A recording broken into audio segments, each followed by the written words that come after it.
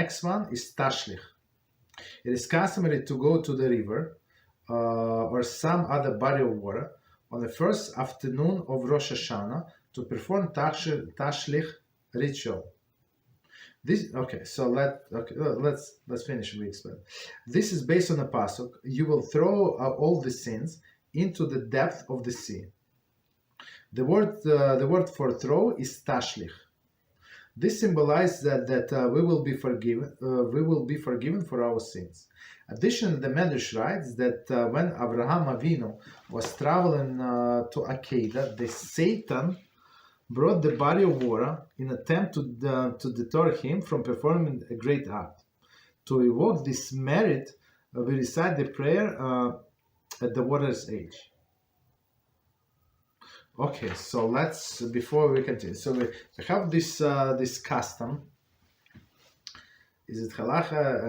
I don't think so, but at least it is a custom. 18. 1 second. I want to see the sources. It's actually from it's from Shulchan Aruch. Yeah, it's from Shulchan Aruch. So on first day of Rosh Hashanah, if it's not Saturday, if it's Saturday, so I think this year it was on Saturday. First day was on Saturday, so we went to second day. I think maybe it was last year. Doesn't matter. So if on the first day, so afternoon. Many times even before you pray mincha, sometimes after mincha, I think even before mincha, that doesn't matter. So you go to the body of water. So if you have close by you, right? This and they say preferably they would have some creatures in there, right? Some fish or something. Maybe birds, maybe I don't know. Some. So it's like the fountain, like a city fountain, is not going to work. Let's put it this way. So you need a live body of water, and you go there, right? And it's actually now Sidurim. So there is a special prayer that we said that we say, and we cast in all our sins. We take pieces of bread and to throw into this water, and the word tashlich, it means throwing. Okay. So and it's very interesting. So and this is allusion to this story of Akedah. That's very interesting. So that's one of the portions of the Torah that we read on Rosh Hashanah, right, about the Akedah. It's very interesting, right? And when Abraham and Yitzchak were going to the place where Hashem said, "You go in, and I'm going to tell you where to stop," they were going, and it was Satan who tried to stop them, right? And same with us, always. Like when you want to do something good in this life, so as soon as you said out loud, so never say out loud, but if you already say it out loud, that's what I want to do, Satan is going to create all of the obstacles. That's known fact. Right? Nothing new. So when especially, so how do you know you're doing something good? When you have obstacles. If you don't have obstacles, usually it's from Yetzer Hara. So he's making sure that your road is paved, everything is nice, right? But if it's good thing and you have obstacles, that's good, right? So he created water, body of water, like a river, and Abraham Avinu said, okay, well, what can I do? I have to cross. Like, do we have option? There were no bridges, and they start walking. And when they went up to the nose, he started praying to Hashem. What can I do? Look, I did what I could. I went up to the nose. Like if I go further, I'm going to die. You wanted to sacrifice Yitzchak or what? And of course, Hashem stopped this Satan, and they will continue. Right? That's what we do. That's what's called ishtadlus. Right? We try as much as we can. We pray to Hashem, and the result is up to Him. Okay. So that's another reason for Tashlich. So one is throwing of the sin, as it says in, it was actually the verse in Tanakh. Where is it? From Micah. Mm-hmm. And second is from this story. Continue. When performed Tashlich on Rosh Hashanah. Yes. Go ahead, please. Yes, go ahead. Does it matter? Does it matter how big or small sinfulness that comes at us?